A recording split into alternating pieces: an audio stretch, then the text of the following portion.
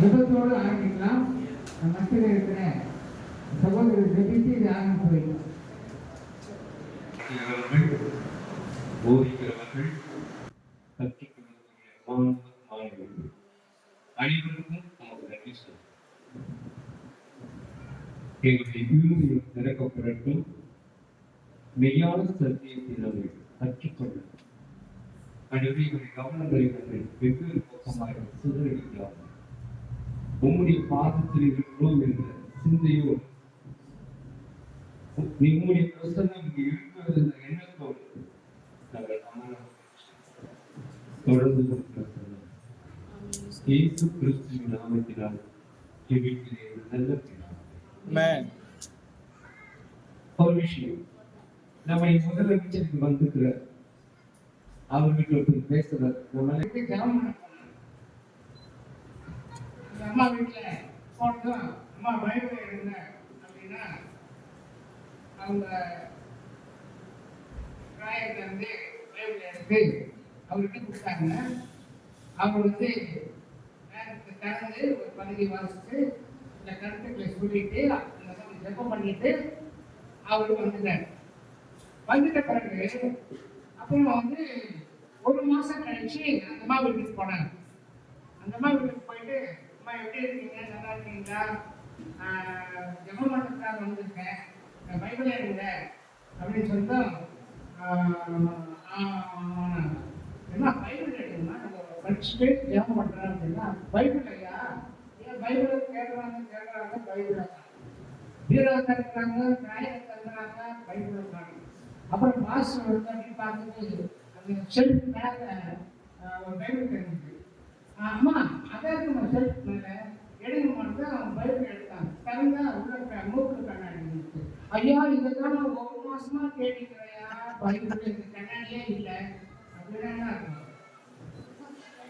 பைபிளே போடுறேன். நான் இங்கே வந்து பைபிளை பற்றி சொல்லி கொடுத்துருக்கு சரிங்களா? இப்போ நீங்க தான் சொல்லுவீங்களா பைபிளை? சரி, இப்போ நீங்க வந்து எத்தனை பேர் இதுல ஸ்டூடெண்ட் பைபிள் காலேஜ் ஸ்டூடெண்ட்ஸ் இல்லாதவங்க என்ன இருக்கீங்களா? ஸ்டூடெண்ட்ஸ் இல்லாதவங்க என்ன இருக்கீங்களா? எல்லாரும் நீங்க வந்து படிக்கிறதுக்காக வந்திருக்கீங்க சரியா? ரைட்டா? நீங்க இப்ப செய்ய வேண்டியது, உங்களுக்கு ஒரு சிலபஸ் இருக்கு. நான் பிஷப்கிட்ட பேசும்போது நான் சொன்னேன், வேதத்தை ஒழுங்காக சரியாக கற்றுக்கொள்ள வேண்டும். ஆகவே பாஸ்டர்ஸ் இருக்கிறாங்க, கரெக்ட் தான், நல்லது தான். ஆனா பாஸ்டர்ஸுக்கும் வந்து பைபிளை பத்தி தெரிஞ்சிருக்கணும். அவங்க பைபிளை பத்தி ஃபுல்லா படிச்சிருக்கணும் இல்லையா? படிக்காம பேசுறாங்க. நான் டீச்சராக இருந்தேன். நான் வந்து ஸ்கூல் படிக்காம, காலேஜ் படிக்காம, அதுக்கப்புறம் டீச்சருக்கு ட்ரைனிங் படிக்காம நான் போய் டீச் பண்ண முடியுமா? முடியாது. அதே தான் பாஸ்டர்ஸும் இல்லை பாஸ்டர் ஆக போகிறவங்களும் அல்லது சபையில் இருக்கிறவங்களும் படிக்கிறதுல தவறு இல்லை. ஆகவே நீங்கள் வந்தது ரொம்ப சந்தோஷம், இந்த காலேஜில் சேர்த்தது ரொம்ப சந்தோஷம், கடவுளும் சந்தோஷப்படுவார். அல்லேலூயா. ஆனா ஒழுங்காக நீங்க வரணும், அதான் முக்கியமானது. அட்டெண்டன்ஸ் போடுவாங்க, நீங்க அதனால ஒழுங்கா வந்து இதை வந்து ஒரு வருடம் அப்படி சிலபஸ் எல்லாம் நான் நினைக்கிறேன் ஃபைல கொடுத்துருப்பாங்க. ஃபைல ரெடி பண்ணிட்டீங்களா? சிலபஸ் எல்லாம் கொடுத்துருக்கீங்களா? அடுத்த வாரம் கொடுத்துருங்க, நடுவில் கொடுத்துருங்க. நெக்ஸ்ட் மந்த் எல்லா கையிலும் இருக்கணும். என்ன படிக்கிறேன்னு உங்களுக்கு தெரியும் இல்லையா? ஸ்கூல் படிக்கிறேன், ஸ்கூல் படிக்கிறியா, என்ன படிக்கிறேன், அந்த புக்கில் பிள்ளைங்க முன்னாடி போட்டுருக்கல, என்னென்ன பாடம் போட்டுருக்கல, இந்த மாதிரி எல்லாருக்கும் தெரியும் என்ன படிக்க போறீங்க. ஸோ கால்குலேஷன் எல்லாம் தெரிஞ்சு போட்டுருக்கல, அந்த மாதிரிலாம் பண்ண முடியாது. ஒழுங்காக கிளாஸ்க்கு வாங்க. அதனால தான் அவர் செகண்ட் ஸ்டாண்டர்ட் வச்சிருக்காரு இல்லையா? ஒழுங்காக கிளாஸ் வந்து கிளாஸ் அட்டன் பண்ணிட்டு நீங்கள் வந்து நல்லா படித்து பைபிளை நல்லா தெரிஞ்சுக்குங்க. நல்லது, பைபிளை தெரிஞ்சுக்கிறது நல்லது சரியா? ஆனால் முக்கியமாக உங்கள் மாஸ்டர்ஸ் ஆனாங்க, அவங்க இருக்காங்க. அவர் ஒரு பேர் இன்னொரு போயிட்டாங்க.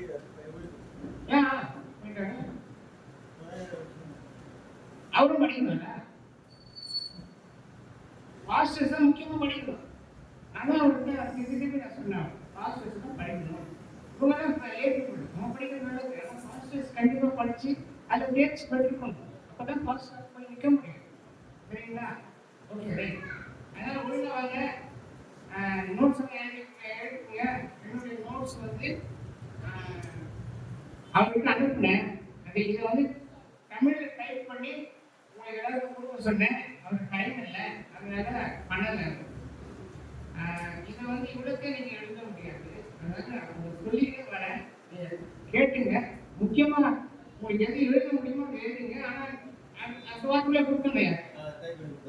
ஆமா, இது இது முன்னால வந்து நாங்க கேட்டு டெஸ்ட் வைப்போம். அதனால இது வந்து அவங்களுக்கு கொடுத்தோம். சரியா? வேதத்தை குறித்து இந்த பாஸ்டர்ஸ் 2 பேர் வந்திருக்காங்க. அவங்க வந்து கொஞ்சம் கொஞ்சமா ஒவ்வொரு சேப்டர் நடத்துவாங்க. நான் எடுக்க போறது பொதுவான வேதத்தை குறித்த பொது அறிவு. நம்பர் 1, வேதத்தை பற்றிய முக்கியமான குறிப்புகள். 66 புத்தகங்கள், அந்த 39 பழைய ஏற்பாடு, 27 புதிய ஏற்பாடு புத்தகங்கள். பழைய ஏற்பாடு புத்தகங்களை 5 ஆகமங்கள். அந்த 5 ஆகமங்களை மோசே எழுதினார். 5 ஆகமங்கள். அதை வந்து சட்ட புத்தகங்கள் என்று சொல்றாங்க. இங்கிலீஷ்ல டோரான்னு சொல்லுவாங்க. 2வது தீர்க்க தரிசன புத்தகங்கள். 3வது சரித்திர அரசியல் புத்தகங்கள். இப்படி 3ஆ பிரிக்கிறாங்க. பழைய ஏற்பாடு புத்தகங்களை 5 ஆகமங்கள் ஒரு பகுதி, தீர்க்க தரிசன புத்தகங்கள் 2வது பகுதி, சரித்திர அரசியல் புத்தகங்கள் என்று சொல்லி 3 பகுதியாக பிரிக்கிறார். சரிங்களா? புதிய ஏற்பாடு 1வது நற்செய்தி. எத்தனை இருக்கு நற்செய்தி? எத்தனை நற்செய்தி இருக்கு? அது கூட இவ்வளவு நேரம் முடிக்கிறீங்க. நற்செய்தி 4, அப்போஸ்தலருடைய சரித்திரம் 3வது பவுல் மற்றவர்கள் எழுதிய நிருபங்கள். அப்படி 3ஆக புதிய ஏற்பாடு பிரிக்கிறாங்க. சரிங்களா? அதாவது புதிய ஏற்பாடு பார்த்தீங்கன்னா இயேசுவினுடைய பிறப்பு, இயேசுவினுடைய இருப்பு, இயேசுவினுடைய வளர்ப்பு, இயேசுவினுடைய பாடு மரணங்கள், அடுத்தது இயேசுவினுடைய மீட்பெழுதல். இதெல்லாம் வந்து புதிய ஏற்பாட்டில் படிக்கிறார். சரியா? இது ஃபர்ஸ்ட் அடுத்த பார்த்தீங்கன்னா லாங்குவேஜ், மொழி. எந்த மொழியில எழுதப்பட்டிருக்கிறது? பழைய ஏற்பாடு எபிரேய மற்றும் அரபிக் மொழியில் எழுதப்பட்டது. பழைய ஏற்பாடு என்பது எபிரேய மொழி, ஹீப்ரு எபிரேய மொழியும், அடுத்தது அரபிக் இயேசுசாமி பேசின அந்த மொழி அரபிக் மொழியில் எழுதப்பட்டது. புதிய ஏற்பாடு கிரேக்க மொழியில் எழுதப்பட்டது. கிரேக்க மொழியில் எழுதப்பட்டது. சரிங்களா? அடுத்ததாக ஆசிரியர்கள். யார் எழுதினாங்க? 40 வெவ்வேறு ஆசிரியர்கள் வெவ்வேறு காலகட்டங்களில் வெவ்வேறு இடங்களில் எழுதினார்கள். ஏறக்குறைய 1500 ஆண்டுகள் இடைவெளி டிஃபரன்ஸ் இருக்கும். வெவ்வேறு ஆசிரியர்கள் வெவ்வேறு காலத்துல வெவ்வேறு இடங்களில ஒருத்தர் பார்த்தது கூட கிடையாது. அப்படிப்பட்டவர்கள் எழுதினார்கள். ஆனால் இதுல ஒரு விசேஷம் என்னன்னு கேட்டா, என்ன விசேஷம் நீங்க நினைக்கிறீங்க? என்ன இம்பார்ட்டன்ஸ் நினைக்கிறீங்க? முக்கியமான குறிப்பு என்னன்னா, எல்லாருமே ஒரு தேவனை, ஒரு ஆண்டவனை, ஒரு யெகோவாவை தான் எழுதுறாங்க. அல்லேலூயா. அத்தனை ஒருத்தர் ஒரு ஆசிரியர் இன்னொரு ஆசிரியர் பார்த்தது இல்லை. வெவ்வேறு காலகட்டங்களிலே வெவ்வேறு காலங்களிலே வெவ்வேறு நாட்கள் எழுதுறது கூட அது எல்லாத்தையுமே அதை ஆக்கியோம். அந்த புத்தகத்துக்கெல்லாம் கரு ஆக்கியோம் டீச்சர் யாருன்னு கேட்டா அந்த ஆண்டவர் இயேசு கிறிஸ்து அல்லது பிதா என்று சொல்லுவோம். இந்த காலத்துல பிதா யெகோவா யாவே என்று கிரேக்கில் சொல்லலாம். ஏன்னு கேட்டீங்கன்னா அதெல்லாம் வந்து கடவுள் விளங்கின வார்த்தை. 2 தீமோத்தேயு 3:16 எடுத்து மட்டும் வாசிங்க. 2 தீமோத்தேயு 3:16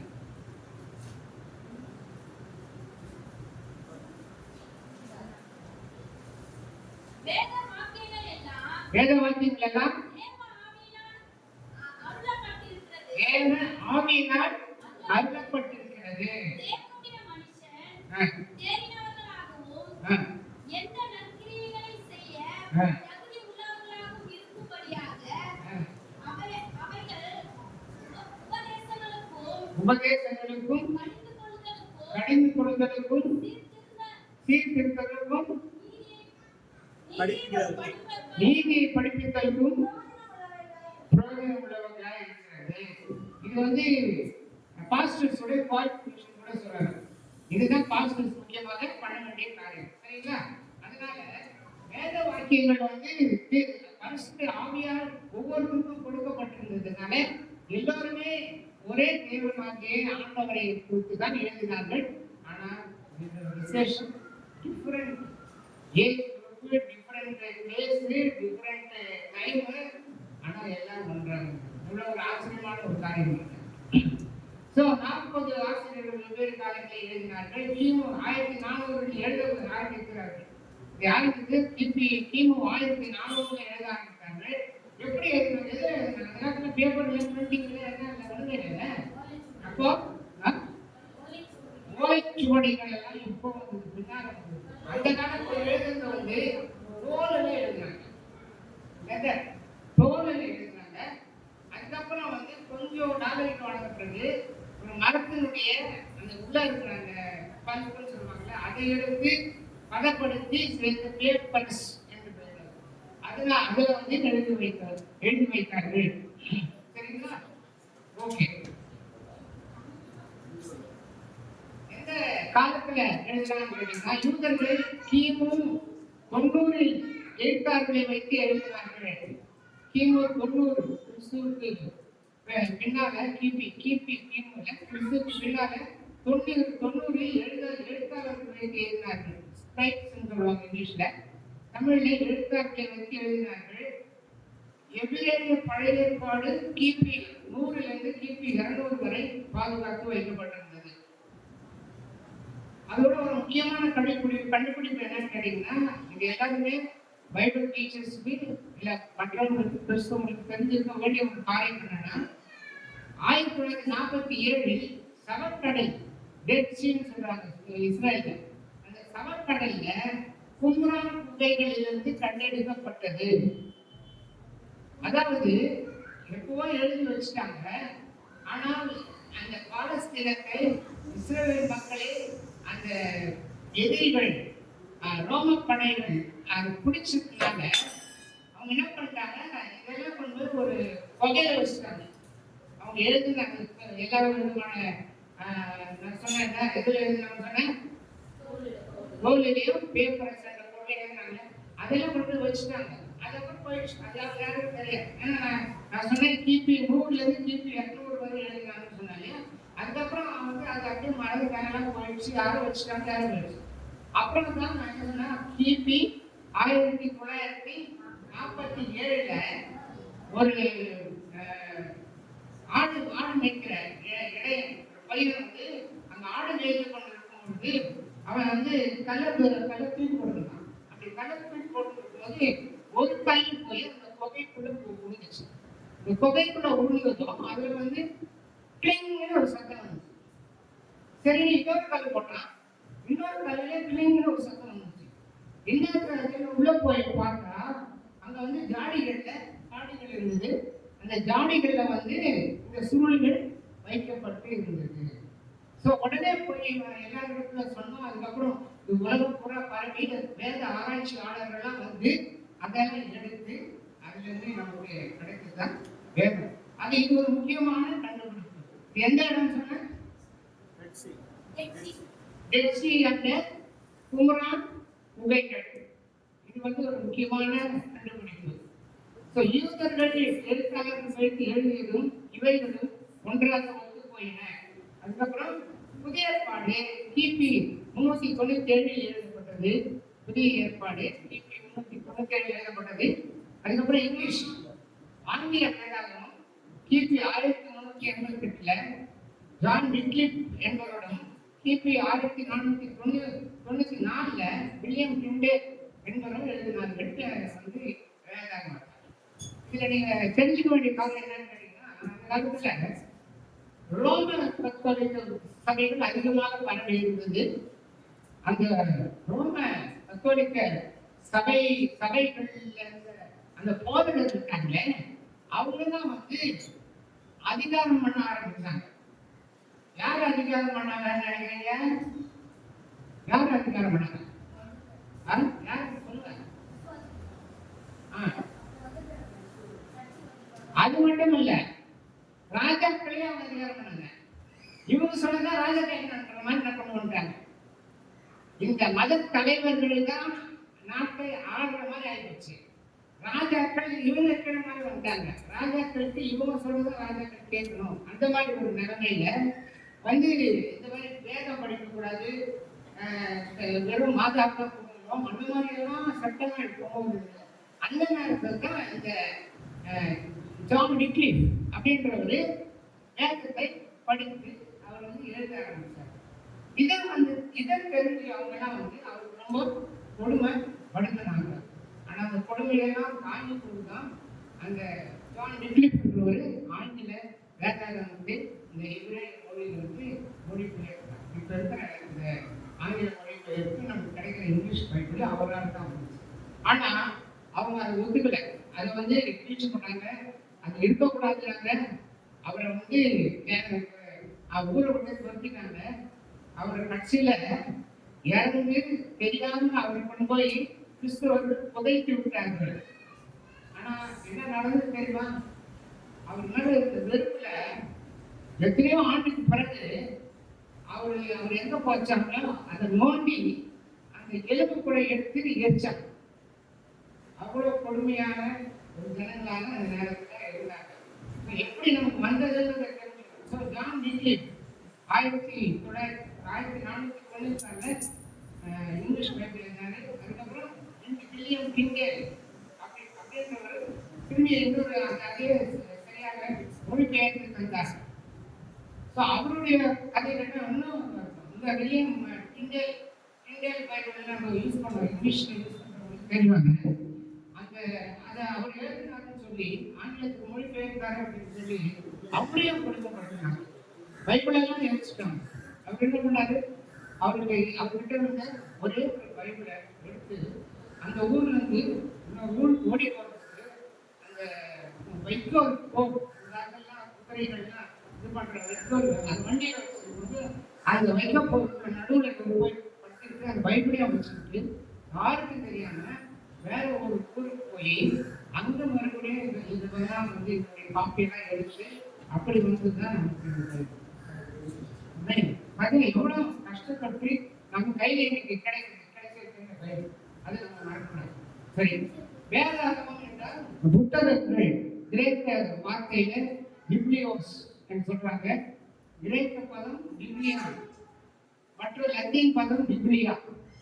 பழைய பிரெஞ்சு வார்த்தையிலிருந்து இங்கிலீஷ்ல வந்து பைபிள் என்று வரப்பட்டது. இயேசுவின் காலத்தில் யூதர்கள் என்ன சொன்னாங்கன்னா பரிசுத்த புத்தகங்கள், ஹோலி பைபிள் அப்படின்னு சொன்னாங்க. ஹோலி பைபிள் மற்றும் சட்ட புத்தகங்கள், புக் ஆஃப் லா என்ற வார்த்தைகளை பயன்படுத்தினார்கள். அதுல பாத்தீங்கன்னா தானியம் 9:2 வரும். அவங்க குறிச்சு வச்சு வீட்டுல போய் படிச்சு பாருங்க. அடுத்த கிளாஸ்ல நான் கேட்பேன். புதிய ஏற்பாடு எழுதார்கள், இதை வேதம் என்று சொன்னாங்க, ஸ்கிரிப்சர் அப்படின்னு சொன்னாங்க. பழைய ஏற்பாடு வந்து ஹோலி புக்ஸ், பரிசுத்த புத்தகங்கள் அப்படின்னு சொன்னாங்க. புதிய ஏற்பாடை வந்து அவங்க என்ன சொன்னாங்க, வேதம் அப்படின்னு சொன்னாங்க. மத்தேயு 21:42 மற்றும் அப்போஸ்தலர் 22:23 இதுல எல்லாம் போய் படிச்சு பாருங்க. சரிங்களா? ஓரளவுக்கு நான் எப்படி நம்ம பைபிள் நம்ம கையில கிடைச்சது அப்படின்றது சொன்னேன். அடுத்ததான் வந்து எபிரேய வேதாகமம். கிபி 2ஆம் நூற்றாண்டில் எபிரேய புத்தகம், எபிரேய வேதாகமம் ஹீப்ருல தேர்ந்தான்னு சொன்னாங்க. அந்த எபிரேய வேதாகமத்துல 39 புத்தகங்கள் கொண்டது. அது வந்து 5 சட்ட புத்தகங்கள் 5, தீர்க்கதரிசிகள் புத்தகங்கள் 12, மீதமுள்ள புத்தகங்கள் 12. இப்படி அவங்க எபிரேய வேதாகமத்தை 39 புத்தகங்களை நான் வந்து சீக்கிரமா போயிடுறேன். ஏன்னா லேட்டா தொடங்குறதுனால நான் சீக்கிரமா போறேன். அதுக்கப்புறம் இந்த நோட்ஸ் கொடுப்பாரு, எடுத்து நல்லா படிச்சு பாருங்க. படிப்பீங்களா? கிரேக்க புத்தகம் வந்து அதிகமாக எபிரேய வேதத்திலிருந்து மொழிபெயர்க்கப்பட்டது. கிரேக்க புத்தகம் வந்து அதிகமாக எபிரேயத்திலிருந்து எபிரேய மொழியில தான் ஃபர்ஸ்ட் எழுதுனான்னு சொன்னேன். எபிரேய மொழியில் இன்னொரு மொழி சொன்னேன். எபிரேய சொன்னேன். அராபிக்.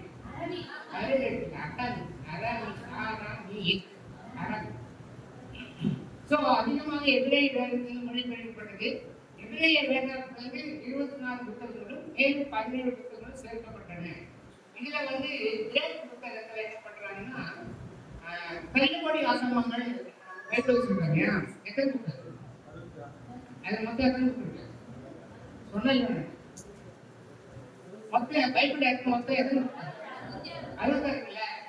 ஆனா வந்து இன்னும் சில தள்ளுபடி ஆகமங்கள் இருக்கு. அந்த தள்ளுபடி ஆகமங்களை இதுல சேர்க்கல. யார் சேர்த்தாங்க நான் சொல்றேன்.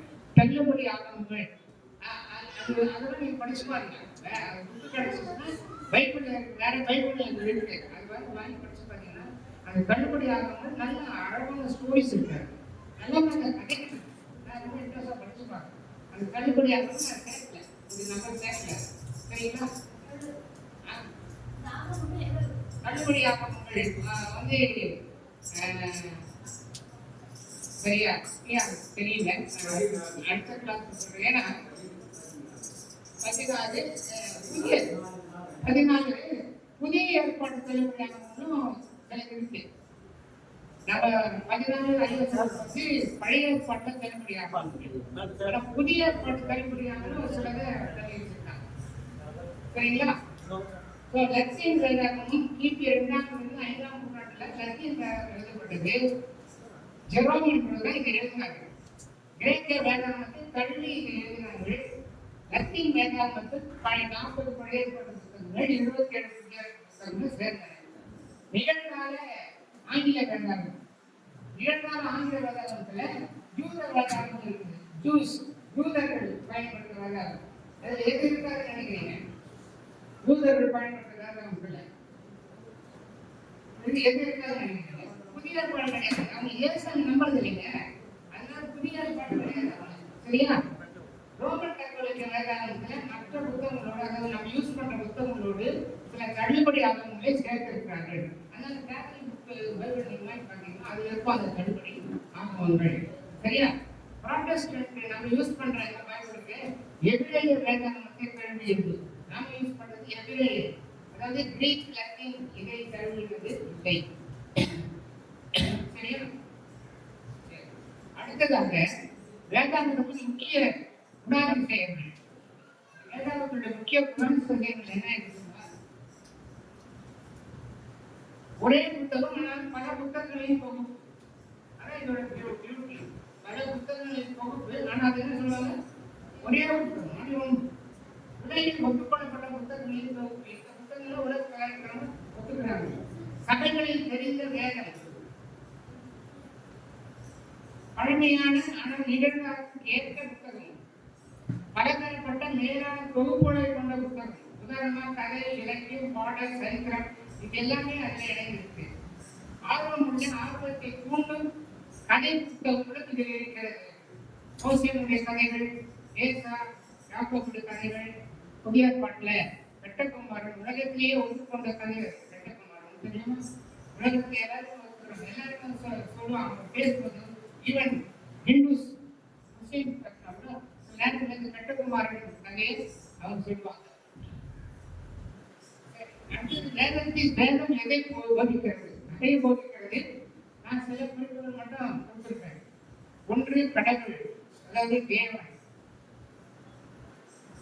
இதை பின்னால வந்த மொழிபெயர்ப்பாளர்கள் தேவன் என்ற வார்த்தையை எடுத்துட்டாங்க. காரணம் என்னன்னு கேட்டீங்கன்னா, இந்த காலத்துல மிஷனரிகள் வந்து நமக்கு வந்து கடவுளை பற்றி சொன்னாங்க இல்லையா?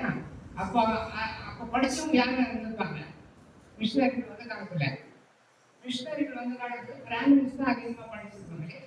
வில்லேஜில் இருக்கவங்க, மற்ற இடத்துல இருக்கவங்க படிக்கல. அவங்களுக்கு தான் படிப்பு கொடுத்தாங்க வந்தவங்க. ஆனா பிராமின்ஸ் படிச்சிருந்ததுனால அவங்க வேதத்தை மொழிபெயர்த்தாங்க.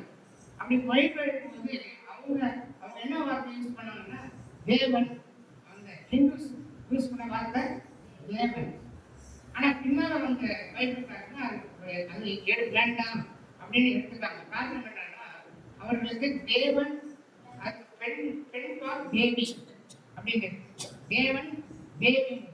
ஸோ அதனால அவங்க அந்த வார்த்தை வேண்டாம் அப்படின்றத கடவுள் அப்படின்ற வார்த்தை அவங்க யூஸ் பண்றாங்க. இந்த மாதிரி நிறைய வார்த்தை இருக்குன்னா ஒரு வார்த்தை தான். ஸோ கடவுள் மனிதன் சாத்தான் பாவம் இயேசு சிலுவை ரத்தம் உயிர்த்தெழுதல் பாவரிக்கை விசுவாசம் கிருபை ஞானஸ்நானம் பரிசுத்த ஐக்கியம் கடவுளின் ராஜ்யம் ஜெபம் பரலோகம் இரண்டாம் வருகை முந்தைய அழைப்பு. எல்லாமே முக்கியமான பாடங்கள். சரியா? அடுத்து சில முக்கியமான உபதேசங்கள் என்ன என்று சொன்னால் மலை பிரசங்கம் மத்திய 7 10 கற்பனைகள் யாத்திராகம் 20 வாக்கிய வசனங்கள் மத்திய 5:3-12 உலக படைப்பு ஆதியாகமம் 1-2 இயேசுவின் பிறப்பு 2 அதிகாரம். இது மற்ற நற்செய்தியும் இருக்கு. சிலுவை மரணம் உயிர்த்தெழுதல் மத்திய 27-28 இந்த சிலுவை மரணம் உயிர்த்தெழுதல் மற்ற நற்செய்தியும் இருக்கு. கர்த்தருடைய ஜெபம் மத்திய 6:9-13 இதுவும் மற்ற நற்செய்தியும் இருக்கு. இதெல்லாம் நீங்க கண்டுபிடிக்கணும். மற்ற நற்செய்தியில இது எங்க போடப்பட்டிருக்கு? விசுவாச அதிகாரம். எது விசுவாச அதிகாரம்? எபிரேயர் 11 அது கடவுளுக்கு கற்பித்த ஜெபம். விசுவாச அதிகாரம் எபிரேயர் 11. புதிய ஏற்பாட்டு சபை அப்போஸ்தலர் 2 வனாந்திர கூடாரம் யாத்திராகம் 25-30 அன்பு அதிகாரம். அன்பு 1-13 இயேசு பாடுபடும் அடிமை. இயேசு பாடுபடும் அடிமை. இயேசுவை பத்தி பழைய சரிங்களா? சரி. அடுத்ததாக ரட்சிப்பில் கடவுளுடைய திட்டம். ரட்சிப்பில கடவுளுடைய திட்டம் என்ன என்று சொன்னால் இது நம்முடைய பங்கு. இது நம்முடைய பங்கு என்னன்னா முதலாவது பாவி என்று உணர்தல் இல்லையா? நாம் பாவி முதல்ல உணர்வு. ரோமர் 3:10-21 பாவம் ஆவிக்குரிய மரணத்தை உண்டாக்கும். ரோமர் 6:23 நீயாக உன் சுய முயற்சியின் ரட்சிப்பை அடைய முடியாது. இயேசு மட்டும்தான் உன் விடுதலைக்கு காரணம்.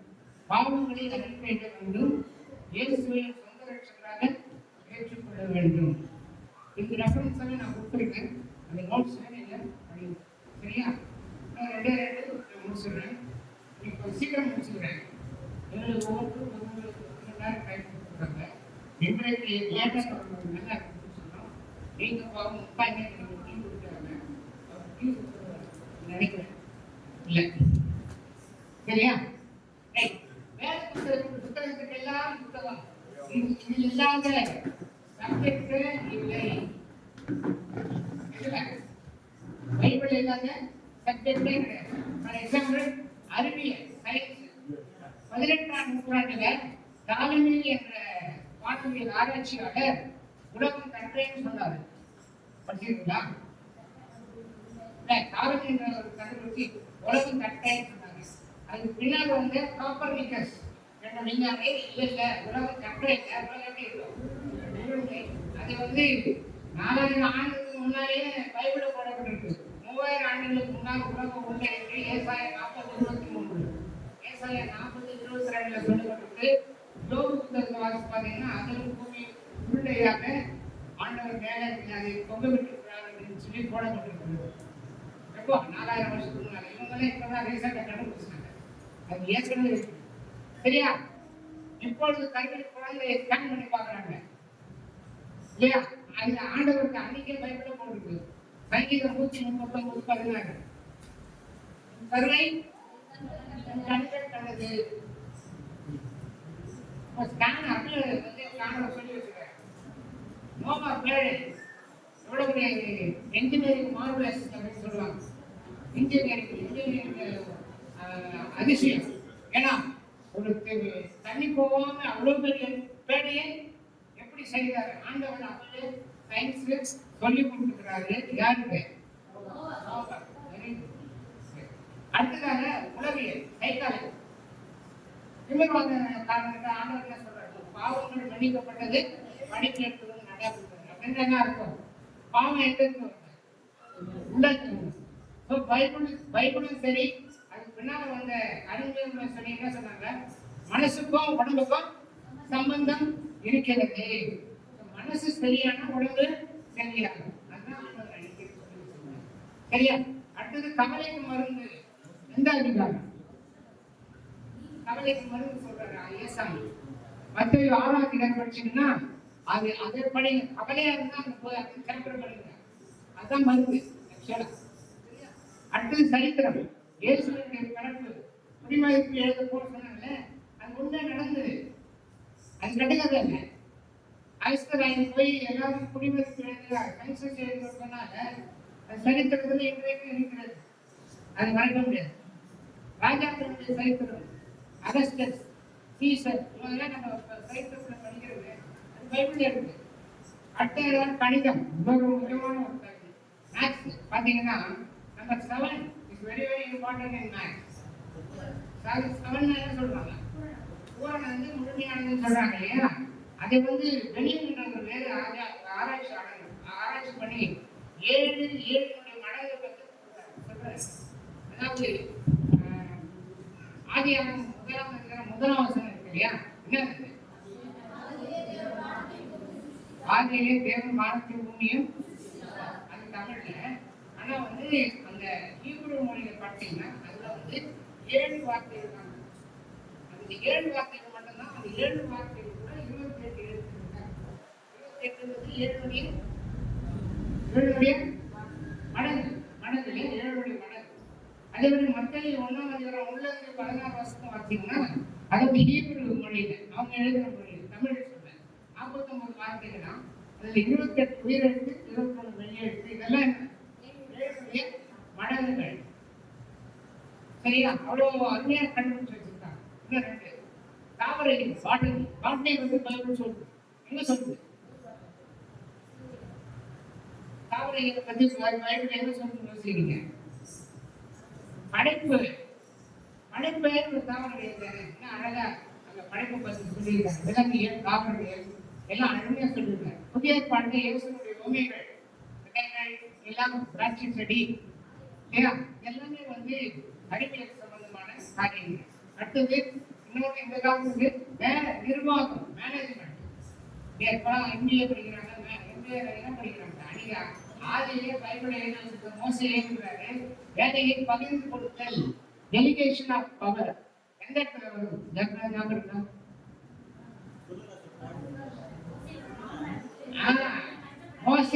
மோசே ஜெத்ரோ. ஏன் எப்படி கஷ்டப்பட்டுங்கிற மேனேஜ்மெண்ட்ல வந்து பிரிச்சு கூடிய வேலையில இந்த வேலையை முன்னாடி கொடுக்குறாரு. எவ்வளவு அழகான ஒரு பிரின்சிபல். அதுதான் இப்ப படிக்கிறாங்க, டெலிகேஷன் ஆஃப் பவர். சரியா? அதே மாதிரி இதையும் சண்டைக்கு ஆட்களை தேர்ந்தெடுக்க போறாங்க. என்ன அருமையா அவர் சொல்றாரு, எப்படி செலக்ட் பண்ணணும் இல்லையா? போய் படிச்சு பாருங்க. வேலை நிர்வாகம் எல்லாத்துக்கும் காலம் இருக்கு, எல்லாத்தையும் கரெக்டா பண்ணணும் அப்படின்னு யாரு சொல்றாரு? எல்லாருக்கும் ஒரு காலம் உண்டு. வருது இல்லையா?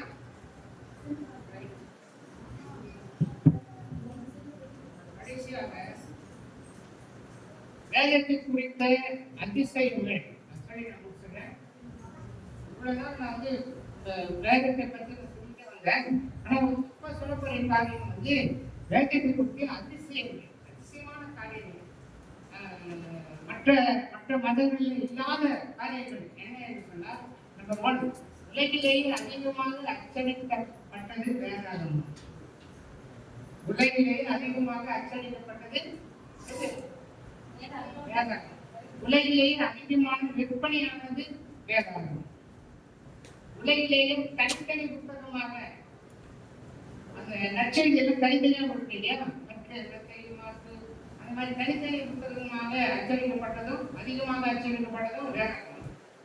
உலகிலேயே அதிகமான மொழிகளில் மொழிபெயர்க்கப்பட்டதும் வேதாகமம். சுமார் 3000 மொழிகளில் மொழிபெயர்க்கப்பட்டது அப்படின்னு சொல்றாங்க. உலகிலேயே அதிகமாக கைப்பிரதிகள் அச்சிக்கப்பட்டது வேதாகமம். வேதாகமத்தை பற்றி நம்ம கைப்பிரதிகள் கொடுக்குறோம் இல்லையா? அது உலகிலேயே அதிகமாக கைப்பிரதிகள் அச்சடிக்கப்பட்டது வேதாகமத்தினுடைய பாகங்கள். வேதாகமத்தை பற்றிய கருத்துக்கள் தான். இன்னொரு முக்கியமான கருத்து 3 முறை கின்னஸ் புத்தகத்தில் இடம்பெற்றது. இந்த பைபிள் வந்து அங்க அதிகமா விற்பனையாச்சு இதெல்லாம் பார்த்தோம்னா 3 தடவை கின்னஸ் புக்ல இடம் பெற்றது வேதாகமம். அச்சு எந்திரத்தில் முதலாக அச்சடிக்கப்பட்ட புத்தகம் வேதாகமம். 1978 முதல் வேதாகமம் 12,69,000 பவுண்டுக்கு ஏலம் போனது. முதல்ல எழுதினாங்க, அதை ஏலம் விட்டாங்க. ஏலம் விட்டப்போ 12,65,000 பவுண்டு. பவுண்டுல எவ்வளவு தெரியுமா? நம்ம கணக்குல 80 ரூபாய். பவுண்டுன்றது 80 ரூபாய். இப்போ இது 80 வரைக்கும் பாருங்க எவ்வளவு வருது. 1875 இருந்து 1975 வரை 250 கோடி வேதாகமம் விற்கப்பட்டிருக்கிறது. வில்லியம் கேரி நம்ம நாட்டுக்கு வந்தார் இல்லையா, 45 மொழிகளில் வேதாகமத்தை மொழிபெயர்த்தார். இப்போ ஏறக்குறைய 250 மொழிகளில் வேதாகமம் மொழிபெயர்க்கப்பட்டு இருக்கிறது. சரியா? என்னங்க? ஆமா, அது சில பாட்ஸ் எல்லாம் இருக்கு. அதெல்லாம் பைபிள் சில பாட்ஸ் சொன்னேன் இல்லையா, நற்செய்திகள், அப்புறம் அந்த பிராக்டிஸ் கொடுக்குறவங்கள அதெல்லாம் சேர்த்து. சரியா? ஓகே, ஒரே ஒரு காரியத்தை மட்டும் நான் சொல்லியிருக்கிறேன். இது வந்து நோட்ஸ் ஒன்று கொடுப்பாங்க, அதை நல்லா பார்த்தீங்கன்னா அந்த பைபிள் வேர்ஸ் இல்லையா, அந்த வேர்ஸ் எல்லாம் படிச்சுட்டு வாங்க.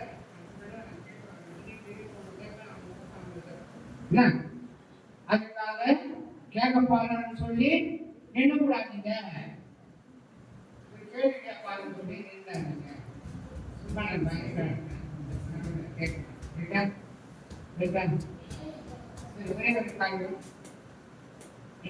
தெரிஞ்சுக்கணும். எல்லாரும் சொல்றாங்க கிறிஸ்தவம் வந்து வெள்ளக்காரன் கொண்டாந்து சொல்லி வெள்ளக்காரன் கொண்டாங்க இதுன்னு சொல்றாங்க இல்லையா, அது தப்பு. கேட்டாங்க சொல்லுங்க, கிறிஸ்தவம் வெள்ளக்காரன் கொண்டு வரல. 2 காரியம். ஒண்ணு வந்து தாமஸ் வந்து முதல் நூற்றாண்டிலே தாமஸ் வந்து தோமா வந்து முதல் நூற்றாண்டிலேயே இந்தியாவுக்கு வந்துவிட்டார். தாமஸ் வந்து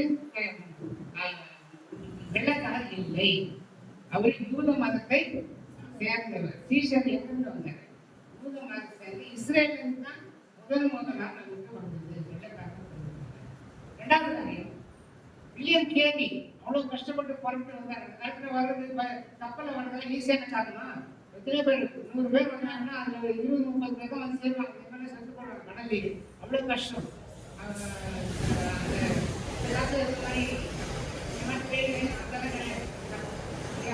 நல்ல கப்பல்லாம் கிடையாது, வாய்மொழி கப்பல். அது அவ்வளவு கஷ்டம்.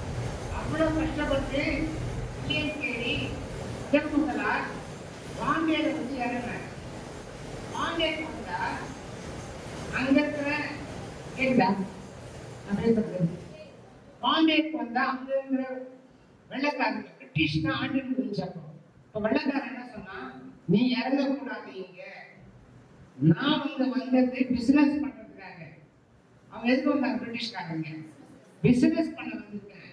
நான் பிசினஸ் பண்ண வந்த நீ ஏசுன்னு சொல்லி கெடுக்க வந்துருக்கிய, உன்னை உள்ள சேர்க்க மாட்டேன்னு வெள்ளக்காரன் சொன்னான். வெள்ளக்காரன் பண்ணாத மாதிரி இல்லைங்க. வெள்ளக்காரனே வெளியே வெள்ளக்காரன் என்ன பண்ணிட்டான்? போர்த்தி விட்டான்.